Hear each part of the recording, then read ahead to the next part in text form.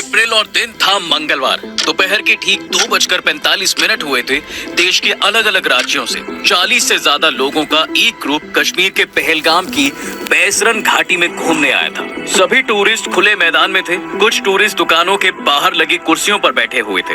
तभी जंगल की तरफ से सेना की वर्दी और नकाब पहने आतंकी आते हैं। टूरिस्टों के नाम पूछे, पहचान पत्र चेक किया, कलमा पढ़वाया, पैंट तक उतरवाई और जो मुसलमान नहीं थे उन्हें गोली मार दी। करीब 10 मिनट तक गोली चलाते रहे।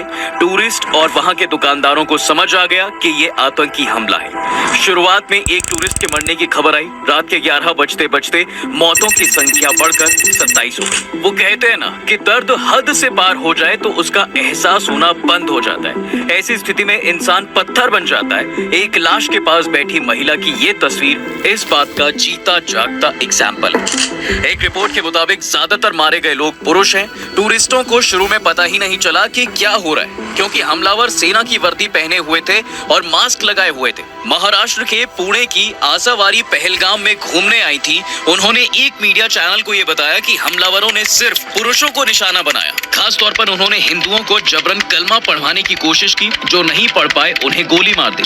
मेरे सामने मेरे पापा को 3 गोलियां मारी। सवाल उठता है साहब कि कश्मीर में हमला होना क्या सिर्फ एक संयोग है या आतंकियों की सोची समझी चाल है? आइए इसके पीछे की पूरी कहानी 2 थ्योरी में आपको समझाता हूँ। इसके अलावा हम आज की वीडियो में ये भी जानेंगे कि आतंकियों ने हमले के लिए 22 अप्रैल का दिन ही क्यों चुना। फर्स्ट ऑफ ऑल आपको पता है कि अमेरिकी उपराष्ट्रपति भारत के दौरे पर हैं, तो ये आतंकी हमला हुआ है। इसी तरह 20 मार्च 2000 को उस समय के अमेरिकी राष्ट्रपति बिल क्लिंटन भारत आए थे। तो अनंतनाग जिले के 36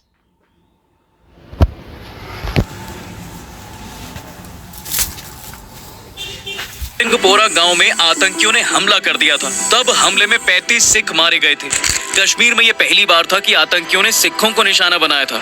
तो इसके पीछे की एक थ्योरी ये कहती है कि अमेरिकी उपराष्ट्रपति की यात्रा का एक सिक्योरिटी प्रोटोकॉल होता है। उनके आने से पहले ही 2 C-17 ग्लोब मास्टर प्लेन आ गए थे। अमेरिकी एजेंसियों ने डेरा जमा लिया। इंटेलिजेंस एक्टिवेट है। इसके बावजूद आतंकियों ने कश्मीर पर हमला करके ये संदेश देने की कोशिश की है कि हम कभी भी कुछ भी कर सकते हैं और इससे अमेरिका की नजर में इंडिया की छवि खराब हो सकती है। और दूसरी थियरी का तार पीएम मोदी के सऊदी अरब से दौरे से जुड़ा हुआ है और इसके साथ ही आतंकी संदेश देना चाहते हैं कि कश्मीर का मुद्दा मरा नहीं है। 22 अप्रैल को पीएम नरेंद्र मोदी सऊदी अरब के जेद्दा पहुंचे। 2 दिन का ये दौरा कई दिनों पहले से तय था। सऊदी अरब के दौरे में पीएम मोदी वहां के क्राउन प्रिंस से मुलाकात करने पहुंचे थे। दोनों नेताओं के बीच योग, मीडिया, मनोरंजन और खेल को लेकर MOU साइन होने की उम्मीद थी। ऐसे में सऊदी अरब के पुराने दोस्त, स्ट्रेटेजिक पार्टनर पाकिस्तान को पीएम मोदी का ये दौरा कहीं ना कहीं चुभ रहा था। थिंक टैंक स्नोबर इंस्टीट्यूट के डायरेक्टर और पाकिस्तानी एनालिस्ट कमर चीमा के अनुसार पीएम मोदी का सऊदी दौरा पाकिस्तान के लिए एक तरह का चैलेंज है। और खबर ये भी है साहब कि सऊदी अरब पाकिस्तानी भिखारियों के लिए नया नियम ला रहा है। वहीं भारत के पीएम मोदी अरबों डॉलर की डील करने जा रहे हैं। तो अब आतंकियों ने यही दिन क्यों चुना, इसकी वजह क्लियर हो चुकी है। यानी आतंकियों ने सऊदी अरब समेत मिडिल ईस्ट के मुस्लिम देशों और भारत सरकार को एक मैसेज देने की कोशिश की है कि कश्मीर का मुद्दा अभी खत्म नहीं हुआ है। Retired lieutenant general Sanjay Kulkarni कहते हैं कि ये आतंकी हमला टाइमिंग देखकर और सिस्टमैटिक मेथड से किया गया है। भारत के प्रधानमंत्री मोदी मिडिल ईस्ट गए हुए हैं। ऐसे में ये वारदात भारत को नीचा दिखाने के लिए ही की गई है। अब सवाल है कि आतंकियों ने हमले के लिए पहलगाम जगह क्यों चुनी। तो बात यह है कि इस बार अमरनाथ यात्रा 62 दिनों की होने वाली है, जो 9 अगस्त को समाप्त होगी। हर साल होने वाली ये यात्रा हमेशा सिक्योरिटी के नजरिए से काफी सेंसिटिव है। इस यात्रा पर हमला होने का खतरा बना ही रहता है। इसके चलते जम्मू कश्मीर सिक्योरिटी और इंटेलिजेंस एजेंसियां चौकन्नी रहती हैं। तो इस बार जिस जगह हमला हुआ है उसी जगह से अमरनाथ यात्रा शुरू होती है। यानी पहलगाम के बेस कैंप से यात्रा शुरू होती है। करीब 36 किलोमीटर का सफर तय करने के बाद श्रद्धालु अमरनाथ पहुंचते। ऐसे में पहलगाम में हमला कर आतंकियों ने अमरनाथ यात्रा के लिए धमकी भी दी है।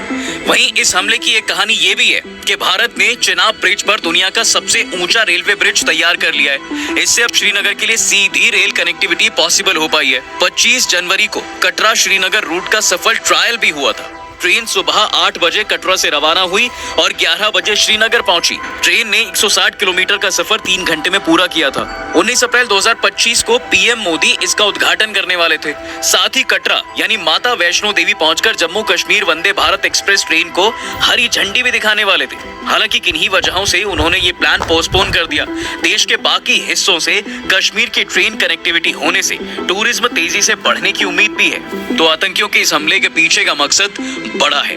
इसके पीछे एक पूरा साइकिल चेन है, यानी हमले का मेन एजेंडा है कश्मीर में टूरिज्म को रोकना, जिससे वहां का बिजनेस इफेक्ट होगा। फिर लोग बेरोजगार होंगे और जब बेरोजगार होंगे तो पैसे के लिए आतंकी संगठनों से जुड़ जाएंगे। वैसे एक अहम सवाल ये भी है कि क्या पाकिस्तान सेना चीफ ने आतंकी हमले का हिंट दे दिया था? दरअसल पाकिस्तान की आर्मी चीफ जनरल असीम मुनीर ने पिछले हफ्ते हिंदू मुसलमान में दरार डालने वाली बात कही थी और कश्मीर को पाकिस्तान की गले की नस बताया था। उन्होंने कश्मीर को गाजा से जोड़ते हुए कहा, पाकिस्तानियों का दिल गाजा के मुसलमानों के साथ धड़कता है। इस्लामाबाद में पहले ओवरसीज पाकिस्तानी सम्मेलन में जनरल मुनीर ने कहा, हमारा रुख बिल्कुल साफ है, हम अपने कश्मीरी भाइयों को उनके वीरतापूर्ण संघर्ष में अकेले नहीं छोड़ेंगे। वहीं retired lieutenant general Sanjay Kulkarni कहते हैं, तो जो जानकारी मिल रही है उसके मुताबिक आतंकियों ने नाम पूछकर लोगों को मारा है और अगर आतंकियों ने चुन चुन कर मारा है, ये भी काफी कुछ कहता है। घटना के बाद गृह मंत्री अमित शाह सीधा दिल्ली से श्रीनगर पहुंच गए।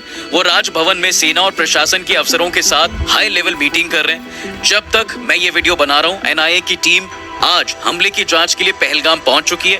पहलगाम की घटना के बाद दिल्ली, मुंबई और दूसरे शहरों में अलर्ट जारी भी किया गया है। पीएम मोदी सऊदी अरब के दौरे पर थे, लेकिन हमले के बाद से वो समय से पहले भारत लौट आए हैं। उन्होंने कहा है कि हमले के जिम्मेदारों को बख्शा नहीं जाएगा। वहीं इस हमले की जिम्मेदारी लश्कर ए तैयबा के हिट स्क्वाड यानी के द रेजिस्टेंस फ्रंट टीआरएफ ने ली है। टीआरएफ का मास्टरमाइंड सज्जाद गुल है, जो पाकिस्तान में बैठकर इसे ऑपरेट करता है। आपको बता दें कि लश्कर का प्रॉक्सी ग्रुप है द रेजिस्टेंस फ्रंट यानी टीआरएफ 2019 में एग्जिस्टेंस में आया था। टीआरएफ के आतंकी जम्मू कश्मीर में काफी एक्टिव हैं। इसकी फंडिंग पाकिस्तानी सेना और आईएसआई ही कराती है। जानकारी के मुताबिक इसे सज्जाद गुल, सलीम रहमानी और साजिद जट लीड करते हैं। जम्मू कश्मीर में 2019 के पुलवामा अटैक के बाद इसे सबसे बड़ा आतंकी हमला माना जा रहा है। हमले में जिन 27 लोगों की मौतें हुई हैं, मरने वालों में एक यूएई और एक नेपाल का टूरिस्ट और 2 लोकल सिटीजन भी शामिल हैं। बाकी टूरिस्ट यूपी, गुजरात, महाराष्ट्र, कर्नाटक, तमिलनाडु और ओडिशा के हैं। हम इस टॉपिक पर एक पूरा एक्सप्लेनर वीडियो जरूर लेकर आएंगे। फिलहाल आप कमेंट में पीड़ित परिवारों के लिए अपनी सिंपैथी, संवेदना व्यक्त कर सकते हैं। बाकी वीडियो अगर आपको पसंद आई हो तो इसे लाइक और शेयर जरूर